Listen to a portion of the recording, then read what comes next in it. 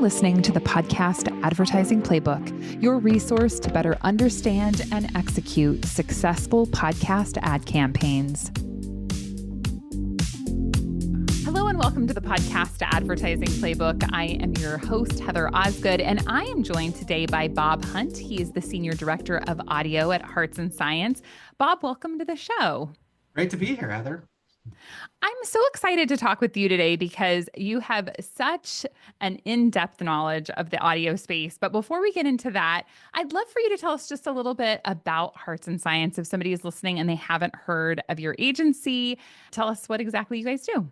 Cool. Yeah. So we are a media agency as part of the broader Omnicom Media Groups, as part of the broader Omnicom Group. If you are aware of that in the Holdco space. Hearts and Science, again, we're coming up on close to a decade now. With the company actually 8 years as of this month, which is crazy to think, especially in this world, right? And so a couple things we're really excited about Hearts. We really do connect. We really combine like creating meaningful and emotional connections with consumers, right? With connecting data and outsmarting our competition through unique media and data advantage, right? And so really taking kind of the passion and the data element and bringing that together. And so, and one thing we really highlight as a company is that we are a relatively smaller media agency or outfit, right? As part of a bigger holdco. And again, we're less than 10 years old. So I've been with other media holdco agencies who've been around since we started doing this, and it's a little bit different. And so one thing that's really great about that is it has a very entrepreneurial culture. And so I've been in various digital and strategy roles in my career. And I think like all of us in life, so you decide like, I don't really want my boss's job, like what do I want to do next? And I've always been interested in podcasting, always interested in audio and radio. Actually, I was involved I worked at a radio station when I was in college, actually at a radio show when I was in high school. And so I was always been very involved in the space and wanted to do more. And so I went to my leadership at the time and asked, after being on the digital side with the company for a few years, saying like, hey, we really don't have anybody who really leads into the space. I think we really need someone. And one thing that's really cool about the company is that if you can convince clients to buy into it, they will let you do it, right? Which I don't know if every holdco will let you do that, which is really fun. And so I've been doing this since 2020. So technically our remit is all things national terrestrial, streaming and podcasting. That being said, our real focus, the vast majority of our focus, obviously on the streaming and podcasting side of things. And then increasingly with more people spending time on Spotify Premium, Apple Music, Amazon Music, etc., we increasingly try to lean in the podcast side of things. And so we really tout our team as somebody who really lives and breathes the podcast landscape, right? So we really try to take the best of what you see with the various podcast agencies out there, which we all think are great, with also what you see in the broader holdco landscape. So trying to bring the podcasting and audio world to the greater media and marketing world. I love it. I've been thinking lately, why is it sometimes that audio has a difficult time gaining traction? And I think a lot of times it's because it doesn't feel as flashy as like new mediums, because audio has been around for so long that I often think that it just gets overlooked because it's not super flashy. Do you think that that's part of the reason? Yeah, I mean, I think it's part of it. I think it doesn't fit neatly into the boxes, probably, right, that people are used to. And I think when I mean boxes, I think you think of a lot of the advertising space as just say TV, right? It could run on YouTube or CTV or whatever, but like the TV spot, which is very much how, the kind of traditional creative agencies have always existed, right? Or very much the digital marketing ecosystem, which is very click-based. And we obviously live in a world without any clicks. There's no way to click. You can click on the YouTube link below, but that's about it, right? And so because it doesn't fit in either of those, I think sometimes, particularly with bigger advertisers, it can get lost, right? Now, that being said, there are a variety of leaders at big companies who very much believe in the space as a team, as a strategy. We always try to we try to go to the believers, right? Like people who really believe in the space and believe in the passion of what they do. And thankfully, there are so many clients who do spend a lot of time listening to podcasts, and they really get it, right? Which is really fun and exciting. And so I think sometimes if it doesn't fit into that, and then you don't have people who are really championing the space, it kind of gets lost, right? Yeah. Because again, hey, if you're not seeing all these landing pages come through DCM, or hey, this is not counting towards my like GRPs being per week in video or whatever, it may just not be something that people truly think of in that way, right? Yeah. And so that's why a lot of our strategy as a team is really to think of audio as a digital touch point on the lines of search, social, and video, And so much of what we do as a team is we really think of everyone's just any particular brand or campaign media spend as a pie chart, right? And then we really Mm-hmm. try to justify and grow the percentage of that spend that is audio.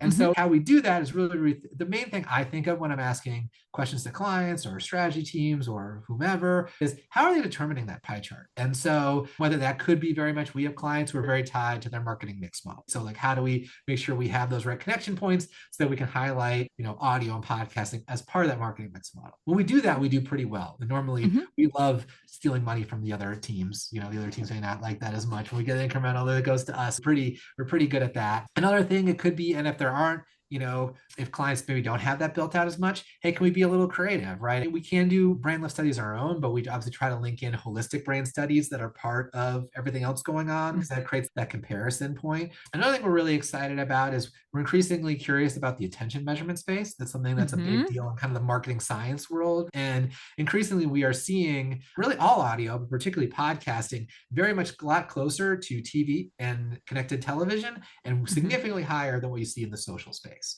And Mm-hmm. so we've tested that for various clients, and they really are starting to internalize that because they really see, hey, like podcasting as a way to reach people who may be like TV watchers. And so Right. I'm really focusing on that. That's really key for us. Yeah. I would say another thing is that probably differentiates our team, would say with some of the podcast agencies, is that while I would love to put various promo codes on the website, right? I'm probably not putting 100 promo codes on a Fortune 500. Or there are also a lot of people I talk to in the space who are really great, who are really big into post-purchase surveys, right? And try to triangulate the promo codes of the post-purchase surveys. There's a real way of doing that. And that works for a lot of DTC clients. I get why they do it. But again, like we're lucky if we can get a pixel or an API connection to site traffic or orders.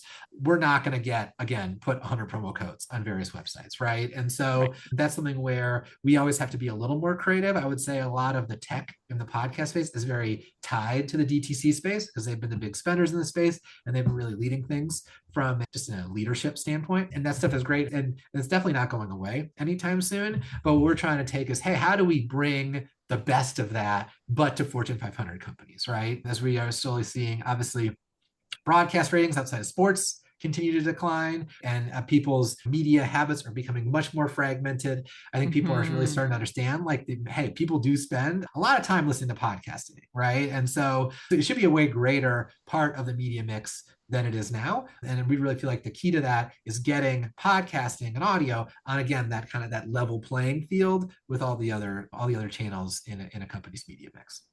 Yeah. Yeah. Well, and I think you bring up such a good point because the industry has been focused so much on direct response for so many years that most of the tools that have been built out, most of the strategies that have been built out have been centered around that direct response. But there is got to be a different strategy when you're thinking about Fortune 500 companies and even, the idea of a media mix, right? Because oftentimes agencies who have been buying in the podcast space, that agency just handles the podcast buy, right? So they don't have the visibility of what it looks like to say, hey, we want podcasts to be effective, but what does it look like in the larger media mix model? Because the reality is that while we want podcasts to be successful and we're going to have KPIs around the success and the efficacy of podcast advertising,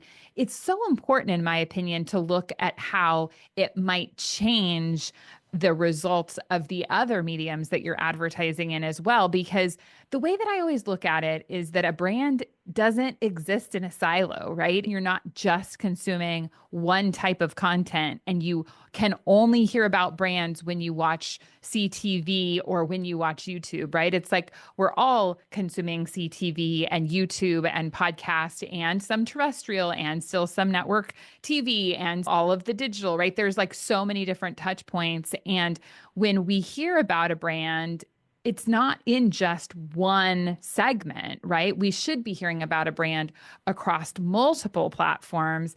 And that's what really creates the brand identity, that brand knowledge, so that we can, as a consumer, say, gosh, I've been hearing about this. I really want to buy this product, or I have this need and I know this product aligns with that need that I have. So, really, in my opinion, you have a very different approach than some of the other companies operating in the space. Is that the case? Yeah, but I think it is different in that we try to link everything up to a broader brand perspective, but we Sure. also we're always tracking the trends, right? And Hmm. so I know obviously there's a lot going on when it comes to things like frequency management and things like Yeah. ad load and stuff of that sort that I feel like the podcast agencies have probably taken the lead on really thinking about in certain ways. And Sure. we're consuming all that data, that information Yeah. right there with them. So we really think about that and trying to take the buying best practices, but then applying that to maybe mid and more upper funnel campaigns, stuff of that sort. But to go to your previous point on just, hey, like being part of the broader parts of buys and being part of other parts of channels, I think it's interesting because we want to connect in, right, to, Hmm. hey, there's a brand has a program that is about a certain touch point. Actually, it's really interesting when brands come to us within the organization, they're always really excited about the things that make podcasting different, actually. And we've actually been asked before, hey, well, we're really involved in this area. Can you like not hit those people, right? We need to make sure who are we not reaching with our TV by? We Hmm. want to reach these other people because we want to make sure that we're consuming them with media, right? Hmm. So really focusing on that. Or hey, I know we have certain programs with these other partners. Hey, how do we really want to lean into these types of shows, right? Because this Hmm. is something we're not getting the rest of their media by. We really love that host read connection. We love picking out these particular shows. And that is something that we do for brands too. We kind of find a certain ethos of the type of shows that they're looking for, and Right. then come back to them with across the entire spectrum of the podcast space. Hey, these are the shows we and hosts really think make the most sense for that type of buy. And so Hmm. that's something that we really lean into as well. So Hmm. Excellent. So, if somebody has not really explored podcast advertising, where would you tell them to go if it's kind of the first time that they're maybe dipping their toes in the water of the podcast ad space? well, first, I would definitely make sure you're talking to people who know the buying side of Mm. podcasting.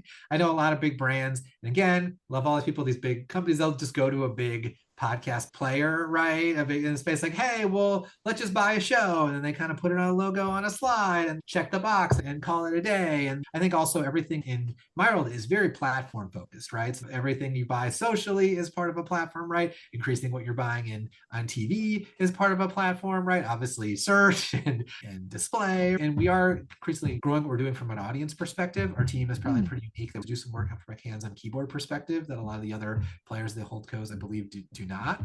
That all said, because it's not very platform specific, there's a gigantic ecosystem out there. We Hmm. do across a variety of clients work with a ton of different partners like yourself. And so the two things I would really make sure that a big brand should consider, and well, really, I guess, well, I'm going to go three. Actually, I'm going to go three things, right? So first, making sure you're talking to people, buyers in the space who really know podcasting, not just, hey, I've worked with X company, but they really understand the space. Second, I would make sure you consider the entire landscape. Doesn't have to be a huge buy for it to be successful, right? And a lot of times the mid-tail of the space can be just as successful, or some of the smaller shows within a bigger partner can be even more successful than the biggest shows. Sometimes these Hmm. big brands come in and they want to be on, Joe Rogan. Joe Rogan, whatever. Yeah, And yeah. yeah, that stuff is great. I'm not saying don't do those things, but like, hey, if you're new to the space, again, it's about real connections with real people, right? And so Mhm. you want to make sure you're considering the entire landscape, not just a partner or two, and checking the box. And then third, finally, really making sure you have a measurement strategy in mind. I think also because of certain brands, if they aren't coming in with a DTC mindset where, hey, we better get a promo code under a certain CPA or we're not going to buy again, you may not have that mindset, but you still need something, right? Hmm. And just because something is quote unquote brand, like you still need performance for everything, Right. but that is brand lift, Right. right? And so you need to have an intention to what you're Hmm. doing and then a way to showcase that success. Because if, Hmm. if you don't do that, what's the first thing that's going to go? If there's a 10% budget cut, let's say there's a turn in the economy or stuff of that sort. Well, the stuff that's not really measured, right? And so we want to be the last thing that's cut, not the Hmm. first thing. And so we really got to make sure we're setting that up, accordingly. I think that's even probably more important for the kind of the non-DTC brands because it may not be as straightforward as it is. Oh, hey, we just have a promo code. Like this is how we measure stuff, or stuff of that sort. So those three things, yeah. So I feel like you bring up such a good point. And in the space, I think that everyone sees like the utopia as being as soon as all the brand dollars come in, then everything is going to be fixed because all the brands are going to want to spend in podcasting. But realistically, brands have KPIs just like DTC or direct results, right? We know that there are goals that are going to be associated with these campaigns. But as you mentioned, it's very easy to track conversions. It's very easy to say, oh, I spent this, I got this, and yeah, let's justify it. How do you create KPIs around a brand campaign? What does that look like? I mean, I'm sure that it's different for every advertiser, but is there a good standard rule of thumb for tracking results and maybe even setting those goals to see what you should be tracking?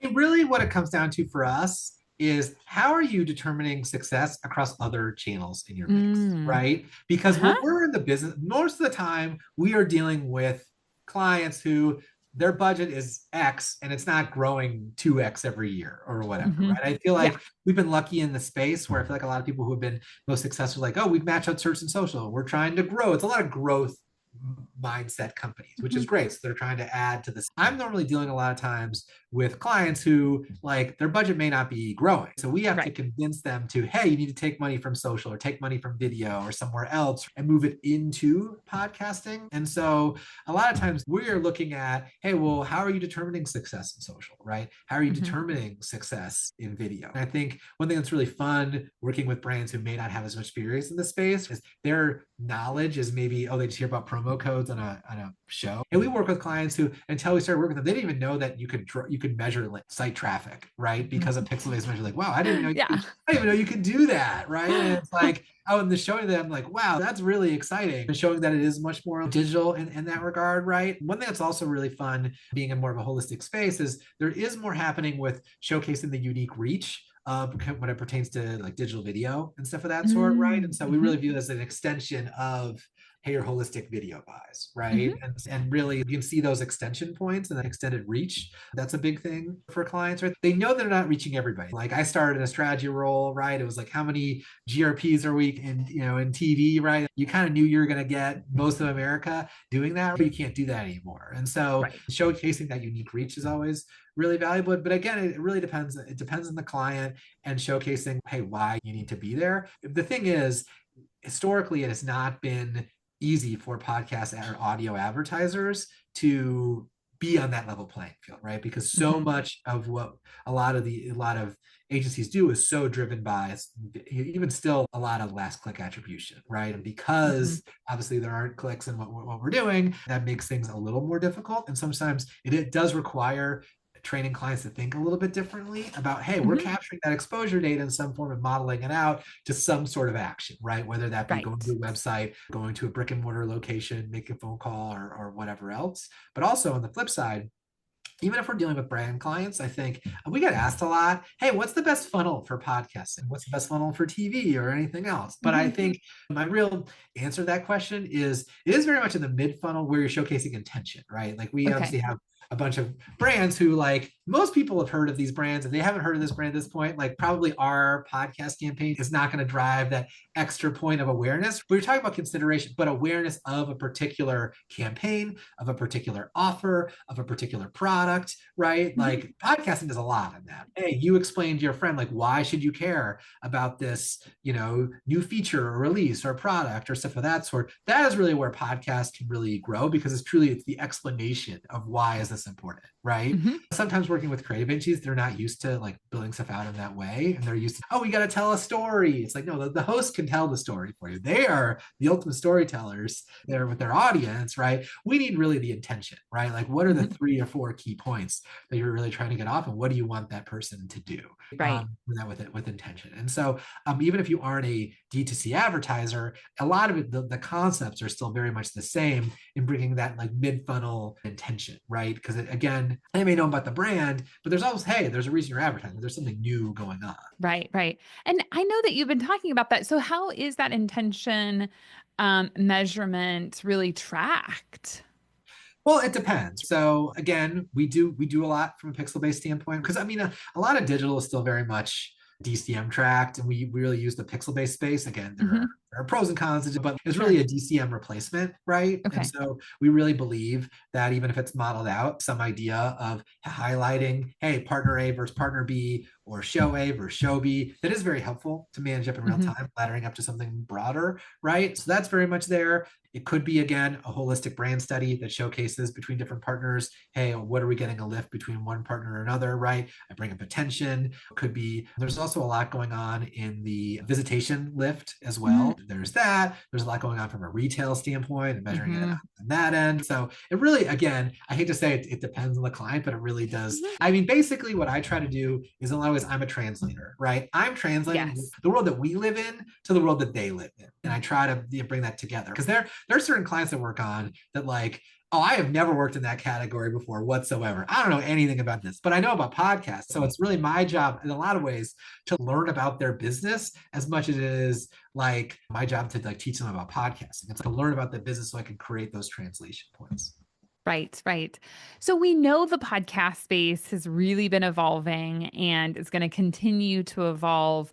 How would you say that you're able to create a strategy based on that evolution? I think one of the things that comes to mind is obviously you and I are both audio lovers, and yet YouTube is one of the number one sources for listening to podcasts. So, how do we create a strategy knowing that the industry is evolving and not knowing exactly what it's going to look like perhaps in another year or maybe even 6 months sometimes? Yeah, I mean, I think we're always trying to just take it one day at a time and look at the trends, right? So I think a few different things I'm curious about. One, obviously, we are very much aware of kind of the growth of video space and how it's tracked and lack thereof. It's funny, I feel like we're starting to see a full 360 from in the beginning of podcasting, everything was very much baked in. And then we're moving more towards, hey, it's a share voice, DAI buy, similar we see in various like a direct digital buy. And I feel like in a lot of ways we're shifting back towards some sort of episodic buys in a lot of ways, given that Hmm. YouTube is so much so part of it. And obviously we'll see what happens with Spotify video, etc. So bringing things full circle on that end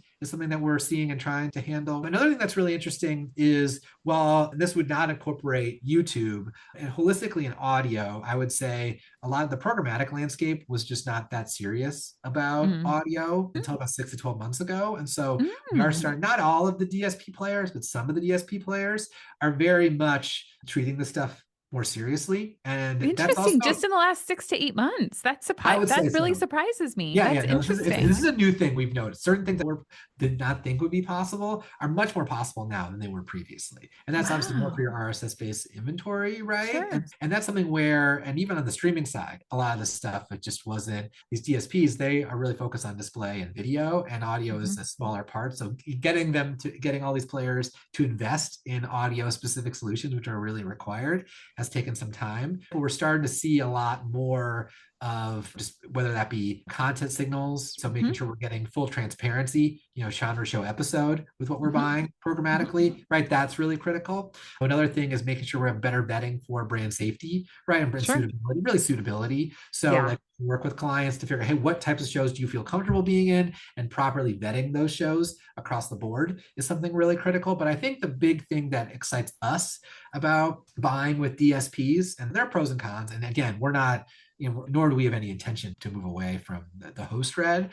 For the more network audience side of things, having that better frequency management and figuring out laying stuff out on that end is really critical for us. Obviously, we, like you, we were following the whole automatic download saga with Apple Podcasts, right? And so buying through a DSP can really help mitigate that because they have frequency management, not just within audio, but across entire buys. It's funny, there's like the audio world, there's a programmatic world. None of them really either talk to each other. And I feel like even though there's kind of a melding in terms of buying, where it's much more like digital like, I could definitely see a world where, hey, we're moving more towards either A, more host read episodic buys, right? Or B, hey, really run through a DSP, something where there's some sort of frequency management across the board that gives us a Mhm. better opportunity to manage high frequency downloads. No, that's great. And I know one of the things that I've talked about on the show before is frequency capping can be really difficult when you're doing it at a show by show basis because the reality is that the hosting providers don't have good technology for frequency capping. And I think the bigger issue is that while they allow you to do frequency capping, they don't allow you to predict how many impressions you're going to deliver, right? So it's like, okay, well, we could look at a show and say, oh, the show's got 1 million available impressions per month. But once we put in maybe some different parameters for the campaign, including frequency capping, we can't predict how many impressions are going to deliver. And the challenge with that is, as an advertiser, the advertiser's sitting there going, well, hey, I thought I was going to get 1 million impressions. Turns out I got 500,000. That's not what I want, right? I wanted 1 million impressions. I wanted to spend the budget. And so I think that's really difficult. And I think valuable to know that these DSPs have the technology to better execute that. And I think that that makes so much sense because we do want to make sure that we're eliminating duplication. And I will say, as a listener, and I'm sure you have experienced the same thing, I feel like I'm starting more and more to hear the same ad run multiple times within the same episode, which for me is a big no-no. I feel like if I've heard the ad already, playing it a second time isn't increasing my interest in the product. And maybe this is me because I'm in the advertising industry, but my first reaction is, why is this ad playing again? I've already heard it. And yeah, so what are your thoughts about how that's all playing out? Yeah, I think the other thing is we talk about frequency capping, and we're really talking about two completely separate things, and we use the Hmm. same term, right? So the Uh-huh. first is very much what you think of a frequency capping, right? Hey, I've heard this ad, I don't want to hear it again. And I think Uh-huh. to your point, if you hear the same ad again in the same episode, it really feels like a glitch, and Yeah. it feels like a mistake, right? And so it's something Yes. that we really want to make sure that we're avoiding across the board. And another thing that we're very curious about is doing a better job in terms of a verification standpoint, right? I know obviously to date, kind of the current digital verification players have not fully built out podcast solutions. There are various reasons why that is, right? And so making sure that we can verify what we say, and there's some sort of third party, kind of similar to the auditing industry, right? Being like, who's your PricewaterhouseCoopers, Ernst & Young, like verifying what we're doing, right? And some agreement to that. So I think that's really important. But yeah, one, hey, am I hearing this ad 47 times? I don't want to hear this ad 47 times. What is appropriate amount, etc. Right? Which is hard to do when it's like episodic buying, but that's also obviously a way to manage that. And then the second is, again, like high frequency downloads. We're starting to see, hey, like 100, 200 downloads of the same show from one IP address, right? Oh, And I and see. so think of like all the back catalog downloads through the whole Apple Right. Podcast era, right? Right. And so that Right. is a very separate conversation than Right. what you're thinking of from, hey, I've heard this ad too many times, right? They're Right. two very distinct conversations, right? And so I want to make sure also you go back to one of your questions of, hey, if you're new getting into the space, what should you do? You need to talk to somebody who knows about this stuff. If they're not talking about these things, you need to go find someone. And there are people, even if you work for a community, I will connect you with somebody who will help you with this, Mhm. right? Like, do not just buy the stuff without thinking about these things, because you are way less likely to be successful. I saw a stat not too long ago where only, hey, a quarter of people who buy ads and podcasting stick with it. And a lot of it is they have not set up this stuff. But yeah, your point is like they're two completely separate things, and you need to manage that accordingly.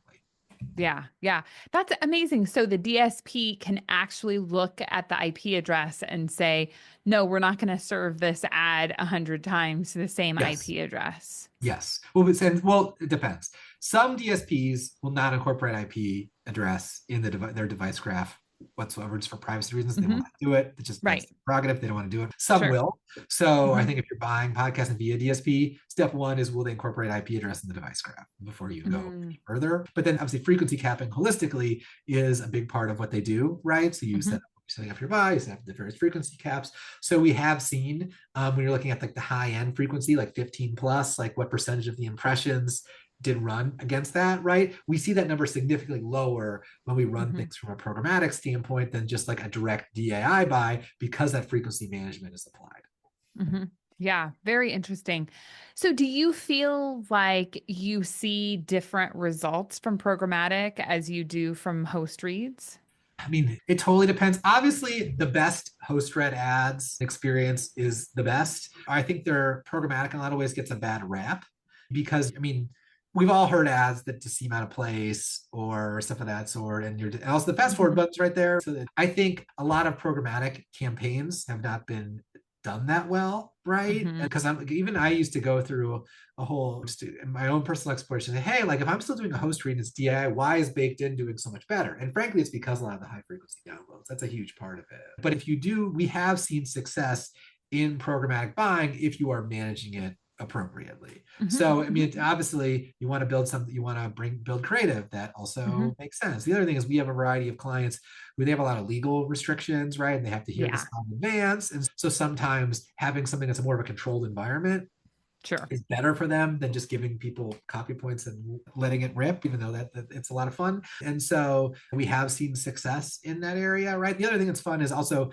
have a pretty significant streaming audio business. And so being Mm-hmm. able to connect the success with Right. podcasting and streaming together, if anything, a lot of our clients, they spend a lot in streaming. And we're trying to get them more towards podcasting. It's harder because the Mm-hmm. CPMs are more expensive, which Mm-hmm. rightfully so. And that's a big part of it as well. But to answer your question, yes, we have seen success. The discussions can be different. I mean, we have clients Sure. who come to us who like they want that host read experience. They know that hey, this is something I'm not getting on Instagram or hey, I'm not getting on TV. Like I want that unique experience. It's something that's really cool for us. We love that as part of the media mix. We want that to be there. Or we also have the other clients who are like picking from the thousands of shows is just like this analysis Oh, it's paralysis. so daunting. And it's Yeah. so daunting. Yeah. And like, what do we do? Why Right. these shows? That's something we're also trying to do better job with, right? And so sometimes programmatic is an easy way to kind of like dive into that space. Yeah, I feel like it's like you can Yeah. get started easily with programmatic and then you can decide what are the next steps after that. Yes, although setting a buy up properly, if you're not setting up frequency So caps, just throw it out there. yeah, you're throwing it out there, but there is a step of what show am I buying? Because it becomes a real challenge, right? Where they're like, we want this show, we don't want to be in this, we want to be that. Like, all right, well, it's a way to get started. It is kind of a way to get the ground moving on certain things. So we've had success like that for our clients doing it in that way. So yeah, very cool. Well, Bob, I know you and I could probably talk on and on, but we do need to start wrapping it up. Before we do, I'm curious, do you see any emerging trends, right? Like we talked about, we know the fact that the industry is changing. What are you seeing as being trends for us in this upcoming year? yeah, so obviously we're really interested in the whole discussion around ad load and ad position, right? Mm-hmm. And so we're trying to see where that's going. We need a better way to better measure like that within certain buys on a day-to-day basis. We can talk about ad load and position all we want. If we don't have a unified way to talk about it, like kind of we're talking about the frequency capping discussion, we're not going to get anywhere. So we're definitely very curious about that and where that's going. We are starting to see, again, more growth in programmatic compared to previous, like actual programmatic. Is that going to replace host read? Absolutely not. But I think we're starting to see that. And then obviously video, everyone's pivoted to video. I think the heritage of the space is very much in audio and there's so much movement towards video. There's a lot of video out there. So just because it's video doesn't necessarily make it better. You're competing a completely different consideration set, but better ways to highlight the success of podcasting in video versus someone's overall media mix. We're also very curious about that. Right. Very interesting. Well, Bob, thank you so much for coming on the show today. If somebody is interested in learning more about Hearts and Science, where should they go? Well, company website is hearts-science.com. You can also hit me up on LinkedIn. It's probably the best way to start. I was probably go one of those two places. Awesome. Well, thank you for being on the show today. All right. Thanks so much, Heather. Appreciate it. Thank you for listening to this episode. I hope that you have enjoyed it. I know Bob and I talked about a couple of different things than we've discussed here on the show before. So very educational. If you haven't had a chance to check out our YouTube channel, head on over to Heather Osgood on YouTube and see what we've got going on there. Thanks for listening, and we'll catch you again next time. Thank you for listening to the Podcast Advertising Playbook, your source to a better understanding of the podcast advertising industry.